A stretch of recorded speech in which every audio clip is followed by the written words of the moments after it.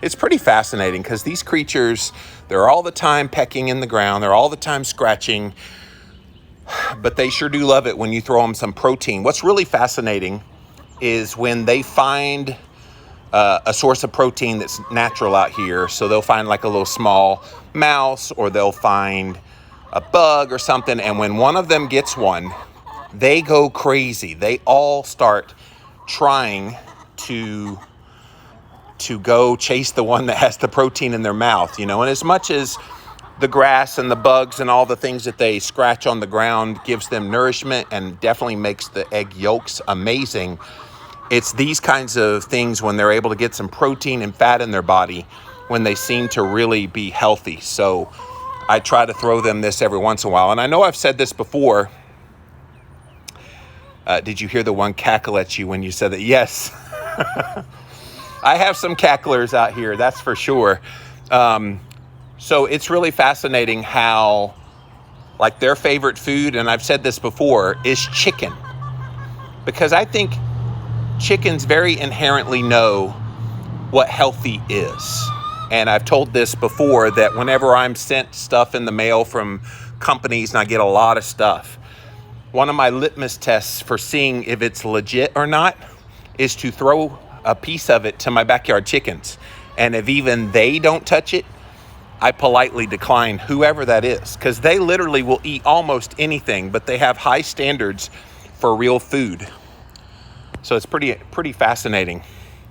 You guys happy? I threw you all these pepperoni slices and they're still all right here. Are you just nourished on your pecking for grubs today? Is that what happened? It's crazy.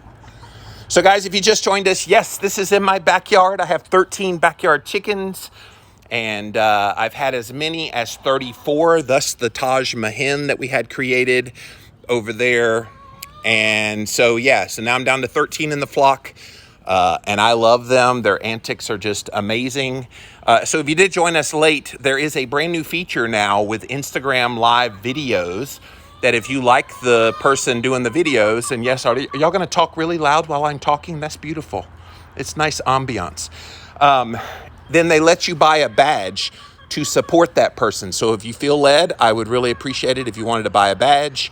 And yeah, so thank you for that. All right, so y'all grooming yourselves now. Sometimes when they get a really fatty piece of food, you'll see them like wipe their beak on the ground. The pepperoni is fatty, but it's not quite gloppy fat. Like if I threw them like coconut oil, it would be really gloppy, and they would eat at it, and then they would wipe their mouth on the ground. All right, let me show you inside the coop. It's been a little while. And I got a little bit of kind of a mixed feed for them that does supplement what they eat, but most of what they eat's out there. Hello, little one. Are you going to show them how you lay an egg? Or did you already lay an egg?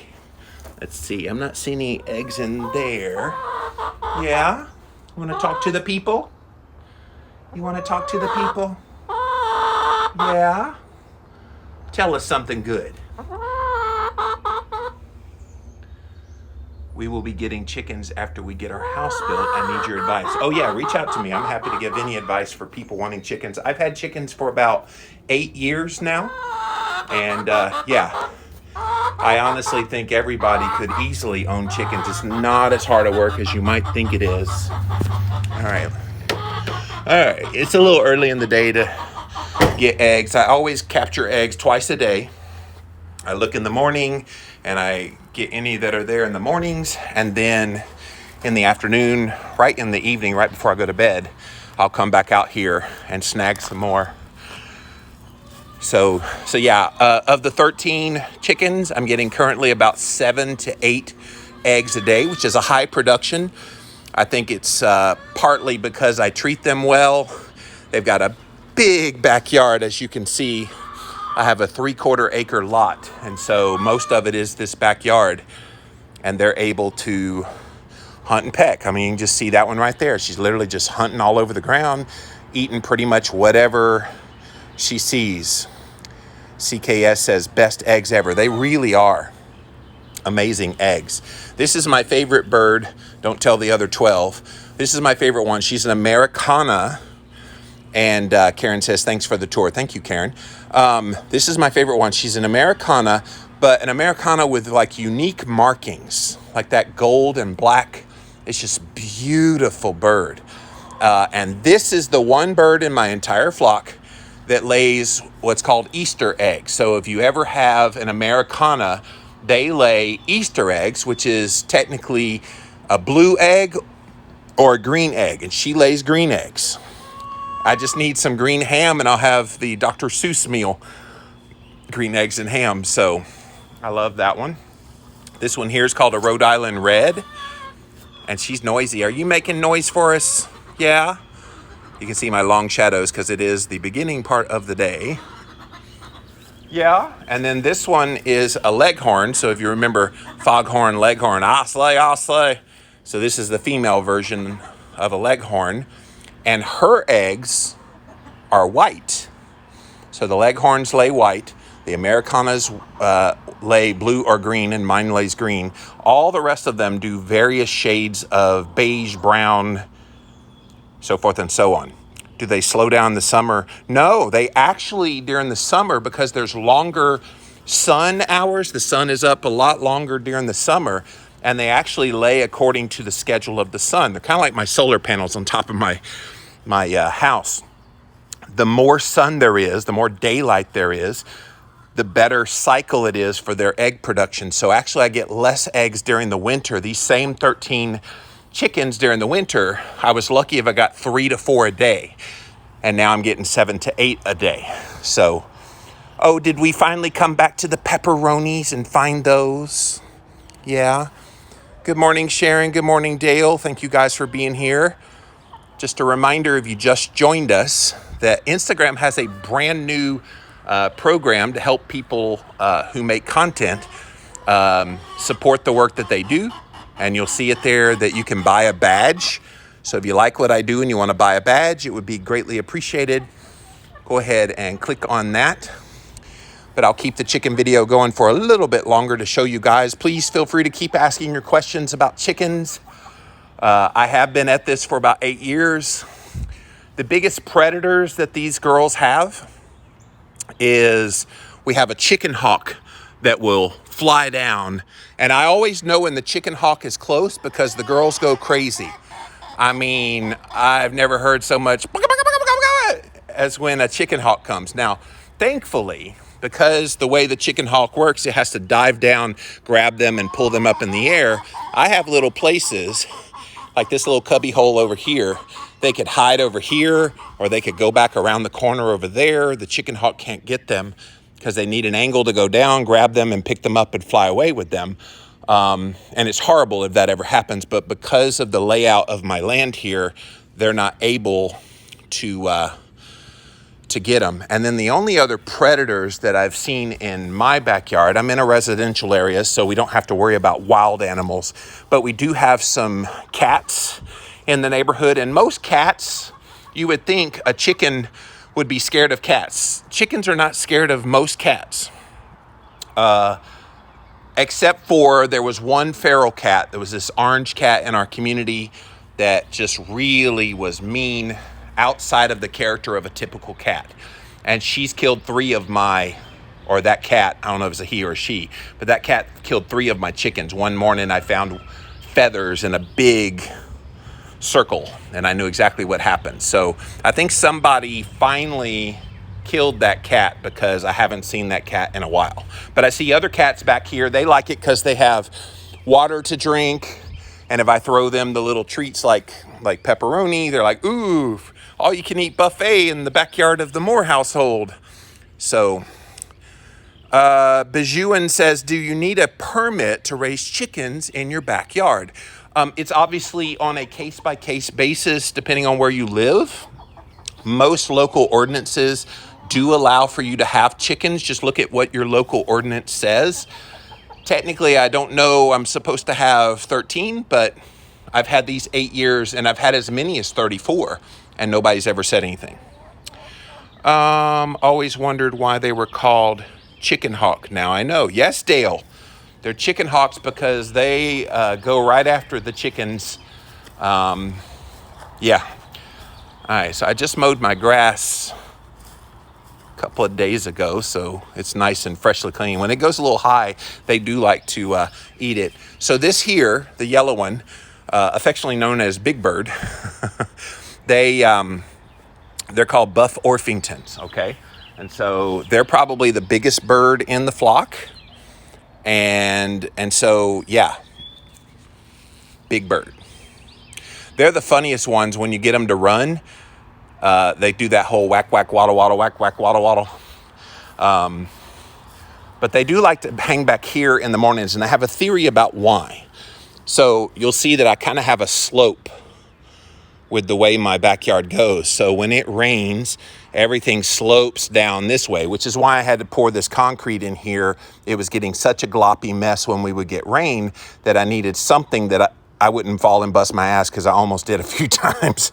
So I put that there. But I think they come back here because all the little bugs and grubs and stuff get flushed down to here, because they really like hanging out back here. Plus it's a little bit shaded, because in the morning this sun behind me is very intense, as you can see from my long shadow. Let's see. A few more questions came in. Our homeowners association in Austin would flip out. Well, that's why I don't live in Austin, Texas.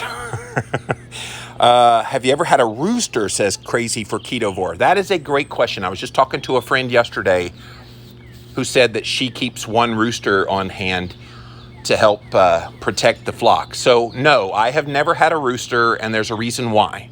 I care about my neighbors. I live really close. There's a house right there. There's a house right there. There's houses all, I mean, this is a residential. So I don't want 5 o'clock in the morning. That would not be good. So no, I do not have a rooster, and they lay eggs just fine. People are like, how do they lay eggs if you don't have a rooster? They lay eggs just fine without a rooster. And they're highly protected back here, so I'm not worried about that.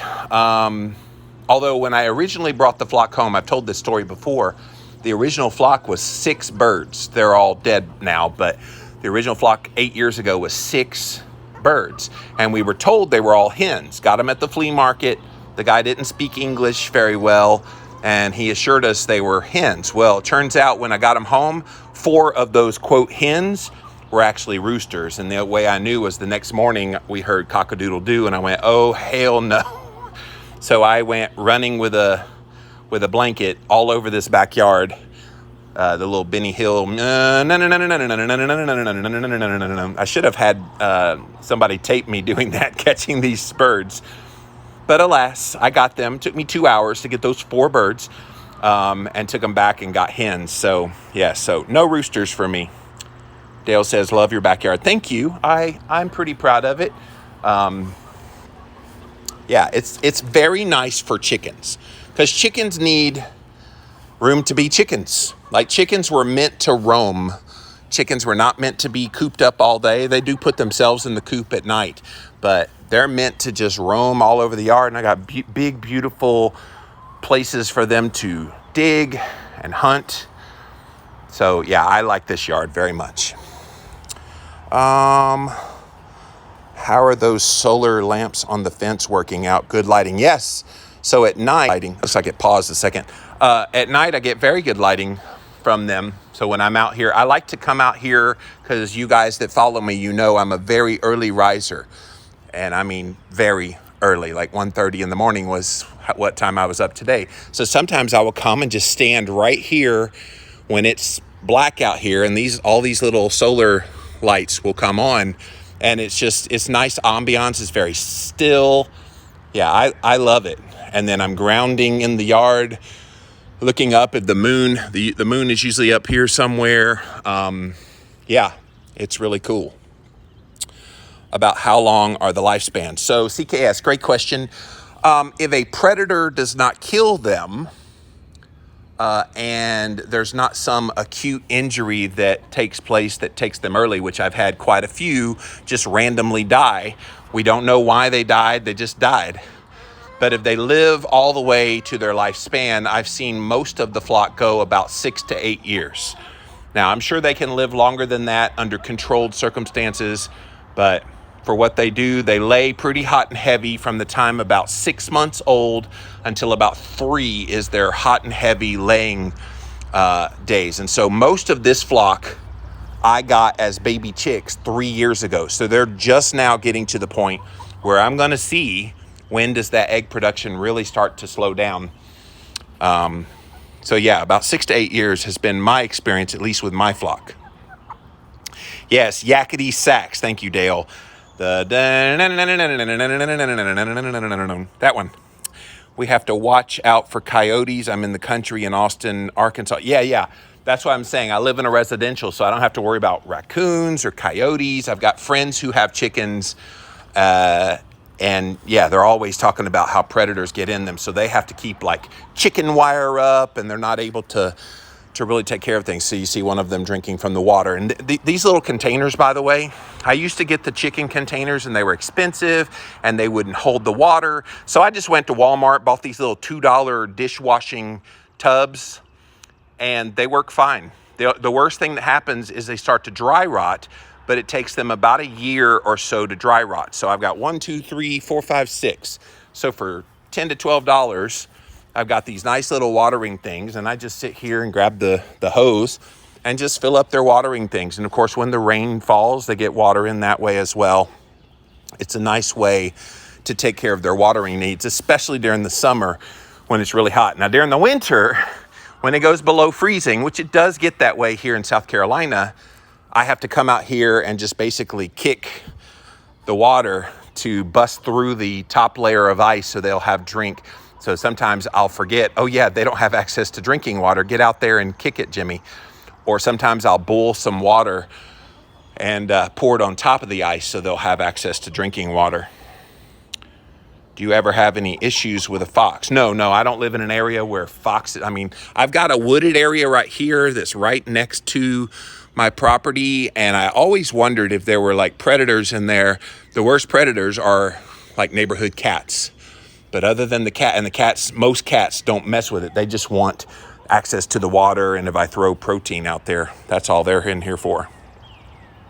Grounding is important for health and well-being. It is.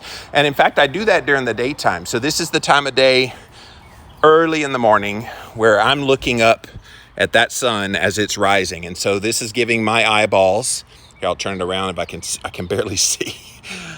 So this is giving my eyeballs a certain angle of sunlight that if I'm setting my brain's circadian rhythm, this actually helps to set it. Now I'm looking at the sun without like staring at the sun. I'm getting that light into my eyes at that angle, and it just, yeah. I think we devalue these little things like that, and they're so important for our health. All right, any other questions? I'm gonna pop off of here in a second, you guys. Miss Kimmy says, I have coyotes, possums, foxes, feral cats. I'm down to one rooster left, and after him, I'm retiring from chickens because I'm going to be a grandma. Yeah, it's not as bad a work as people think it is, but it's still work. You still got to watch after them and do all the things. What foods that you eat do they like most? All of it. Literally anything that Jimmy would eat, which I'm carnivore, so they will eat any meat. Like they love it when I'm done with a ribeye steak and I'm not able to finish my ribeye. Oh my gosh, they go out of their minds.